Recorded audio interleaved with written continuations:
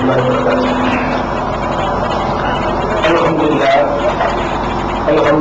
نحمده ونستعينه ونستغفره ونؤمن به ونتوكل عليه ونعوذ بالله من شرور انفسنا ومن سيئات اعمالنا من يهده الله فلا مضل له ومن يضلل فلا هادي له واشهد ان لا اله الا الله وحده لا شريك له واشهد ان محمدا عبده ورسوله.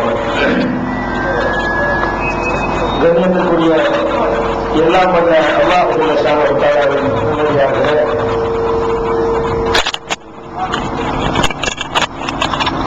அல்லாஹுடைய பேரர்களால் அவனுடைய மார்க்கத்தை அதன் தூய்மையான வடிவத்திலே அறிந்து கொள்ள வேண்டும் என்ற நோக்கத்தில் நாம் எல்லாம் இங்கே பெரும் திரளாக கொண்டிருக்கிறோம்.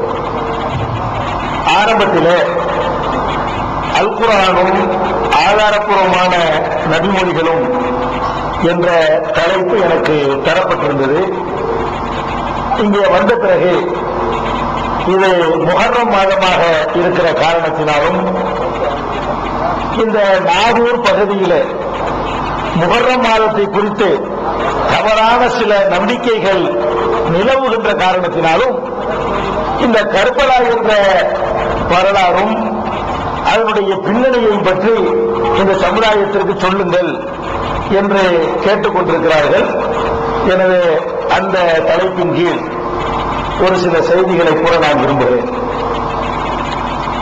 இந்த முஹர்ரம் மாதத்திலே 10வது நாள் ஆஷூரா என்று சொல்லக்கூடிய 10வது நாள் இஸ்லாமிய மார்க்கத்திலே ஒரு சிறந்த நாளாக நபிகள் நாயகம் ஸல்லல்லாஹு அலைஹி வஸல்லம் அவர்களால் அறிவிக்கப்பட்ட நாள். இந்த நாளிலே நாம் எல்லாம் நோன்பு நோற்பது, இந்த நாளிலே சுன்னத்தான நோன்பு நோற்பதை நபிகள் நாயகம் ஸல்லல்லாஹு அலைஹி வஸல்லம் அவர்கள் நமக்கு வழிமுறையாக இருக்கிற இந்த மாதத்துல 10வது நாள்ல இந்த சமுதாயத்தில் வாழக்கூடிய பெரும்பாலான மக்கள் என்ன நினைக்கிறாங்க தெரியுமா? இந்த நோன்பு எதுக்கு வைக்கிறோம்னு கேட்டா கர்பலாவுக்காக தான் வைக்கிறோம். நோன்பு வைக்கிறது சுன்னத்துன்னு வழங்கி வச்சிருக்கிறாங்க. எதற்காக முஹர்ரம் மாசம் 10வது நாள் நோன்புன்னு கேட்டா ஹுசைன் ரலியல்லாஹு கொல்லப்பட்டாங்கல்ல, அதுக்கு தான், அதற்காகத்தான் இந்த நோன்பு வைக்கிறோம் அப்படின்னு நினைக்கக்கூடியவர்கள் தான் இந்த சமுதாயத்தில் பெருமளவுக்கு இருக்கிறார்கள். உண்மையிலேயே கர்பலா என்ற அந்த நிகழ்ச்சி ஒரு சோகமான நிகழ்ச்சியாக இருந்தாலும் அந்த நிகழ்ச்சியில ஏற்பட்ட ரணம் இன்றைக்கு வரைக்கும் கூட நம்ம மனசை உறுத்தி கொண்டு இருந்தாலும் அந்த நிகழ்ச்சிக்கும் இஸ்லாமிய மார்க்கத்திற்கும் எந்த சம்பந்தமும் இல்லை. ஏன் சம்பந்தம் இல்லை? இஸ்லாமிய மார்க்கம் என்பது நபிகள் நாயகம் ஸல்லல்லாஹு அலைஹி வஸல்லம் அவர்கள் மூலமாக முழுமையாகிவிட்டது. அவங்க காலத்துக்கு பிறகு நடக்கிற எந்த நிகழ்ச்சியினாலையும் இஸ்லாமிய சட்டத்தில் ஒன்று கூடாது குறையாது. கர்பலா என்பது நபிகள் நாயகம் ஸல்லல்லாஹு அலைஹி வஸல்லமுடைய காலத்திற்கு பிறகு நடந்த ஒரு சோகமான நிகழ்ச்சி. இந்த நிகழ்ச்சி நடந்த காரணத்தினால இஸ்லாமிய மார்க்கத்தில் என்னவாவது அதிகமாயிருமா, என்னவாவது குறைஞ்சிருமா?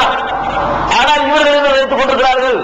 நபிகள் நாயகம் ஸல்லல்லாஹு அலைஹி வஸல்லமுடைய பேரப்பிள்ளைக்கு நடந்த ஒரு மோசமான விளைவின் காரணமாக இஸ்லாமிய முஹர்ரம் மாசமே அந்த கர்பலா ஒட்டுனதுதான் என்று நினைக்கிறார்கள். அதனால இந்த நம்பிக்கை சரியா என்று நுழைவதற்கு முன்னால் கர்பலாவுடைய வரலாறு நீங்கள் தெரிந்து கொள்ள வேண்டும். கர்பலா ஏன் நிகழ்ந்தது? இந்த நாட்டில் எத்தனையோ பேர், இந்த மார்க்கத்தில் எத்தனையோ பேர் அல்லாஹ்வுக்காக வேண்டி தங்களுடைய உயிர் அர்ப்பணிச்சிருக்கிறாங்களே, அவர்களுடைய வரலாறுகள் எல்லாம் மறக்கப்பட்டு இந்த ஒரு வரலாறு தான் இருக்கிற மாதிரி ஏன் சித்தரிக்கப்படுகிறது? செஞ்சு பார்க்கணும்ல.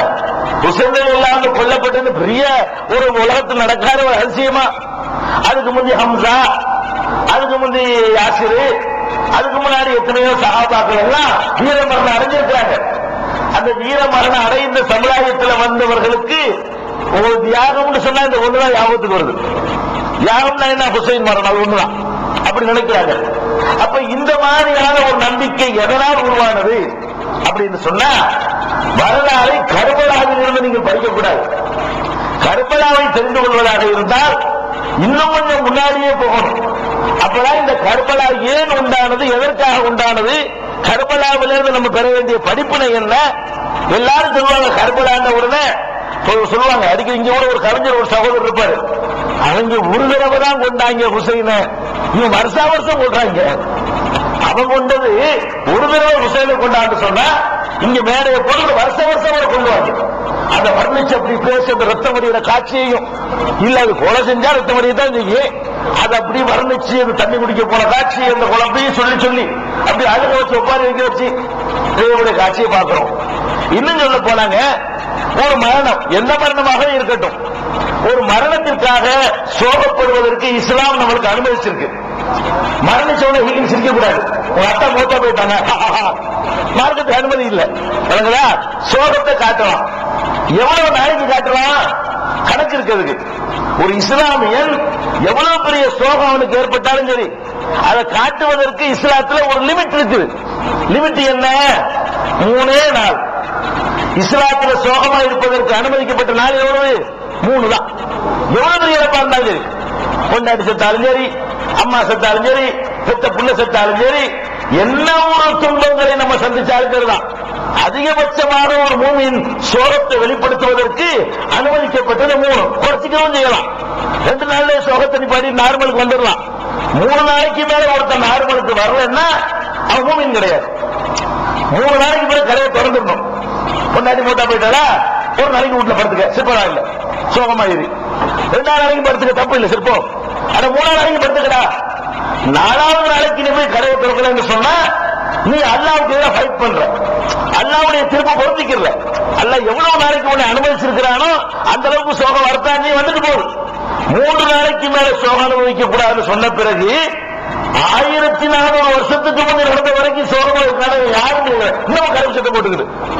கருப்பு சட்டை வேற என்ன கொண்டு போகுது, அது ஒரு விஷயம். சோகத்துக்காக வேண்டி கருப்பு சட்டை மாட்டிக்கிட்டு 14 நூற்றாண்டு விலங்க சோகம் அனுபவிக்கிறான். 3 நாளைக்கு மேலே அனுபவிக்க கூடாது இருக்கும் பொழுது அன்னைக்கு ஹுசைன் மோத்தா போனா, இன்னைக்கு ஒரு மாரடிக்கிறது, மாரல் அடிச்சு நெஞ்சில் அடிச்சுக்கிட்டு அதுக்கு ரோட்ல அலையிறாங்க. அல்லா சாமின்னு பேரு மெட்ராஸ்ல. அப்ப இந்த அளவுக்கு எல்லாம் வந்துருச்சு. இப்ப அதனால கர்பலாவுடைய வரலாற்று பின்னணி எதனால இந்த சண்டை நடக்குது, இதனுடைய பின்னணி என்ன? எத்தனையோ யுத்தங்களை சந்திச்ச இந்த மார்க்கத்தில் நபிகள் நாயகம் நேரடியாக பங்கெடுத்தாங்கள யுத்தம், அது கூட இந்த சமுதாயத்துக்கு தெரியாது. கர்பலா தெரியும். பத்ர் தெரியாது, கர்பலா தெரியும். உஹது தெரியாது, கர்பலா தெரியும். ஹந்தக் தெரியாது, கர்பலா தெரியும். பெருமானார் ஸல்லல்லாஹு அலைஹி வஸல்லம் மிகப்பெரிய கஷ்டத்தோடு சந்திச்சாங்களா, ஹுனைன், அது தெரியாது, கர்பலா தெரியும். அப்ப கர்பலா என்பது என்னமோ நபிகள் நாயகத்துக்கு மேல ஒரு முக்கியமான நிகழ்ச்சியாக மாறி போயிடுச்சுன்னா அதனுடைய பின்னணி என்ன? ஏன் இந்த நிலைமை உருவானுச்சு?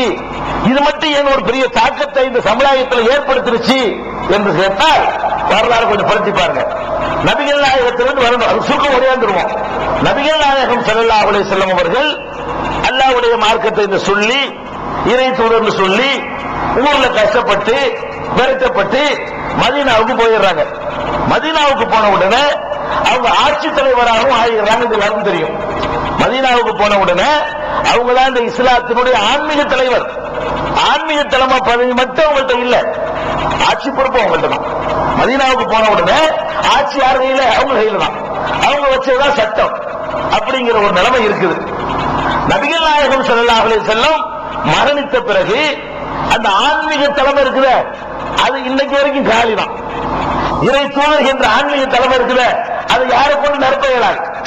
ஆன்மீக தலைமை இருக்குல்ல, இஸ்லாத்துக்கு யார் தலைவர் வரல, யாரும் கிடையாது, அது வெற்றிடம் தான். அல்லாஹ்வுடைய ரசூலுடைய இருந்த அந்த சீட்ல கொண்டு 14 நூற்றாண்டா போனால் யாரை உட்கார வைக்க முடியாது. இறை தூதர் என்பது இறைவன் கொடுக்கிற கேரண்டி, அந்த அந்தஸ்து. இறைவன் தூதரா நியமிச்ச இடத்துல கூட நீங்க ஒரு ஆள் தூதர் நியமிச்சிட முடியுமா? முடியாது. அப்ப அது வெற்றிடமாகவே இருக்கிறது. ஆனா அது வழிகாட்டு நெறி இருந்துகிட்டு இருக்கிறது. நபி ஸல்லல்லாஹு அலைஹி வஸல்லம் அவர்களுடைய போதனை இருக்கிற காரணத்தினால, அவங்க கொண்டு வந்த வேதம் இருக்கிற காரணத்தினால இன்னைக்கு அவங்க தலைவராக இருக்கிறார்கள்.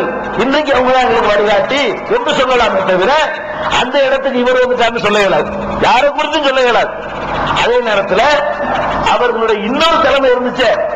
என்ன தலைமை? ஆட்சி தலைமை. அது நிறச்சி ஆகும். ரசூலுல்லாஹ் போயிட்டனால இந்த யாரும் ஆட்சி தலைவர் இல்ல, இஷ்டத்துக்கு ஆவணம் பண்ணிக்கணும்னு சொல்ல முடியுமா? கவர்மெண்ட் நடத்தி ஆகணும்ல.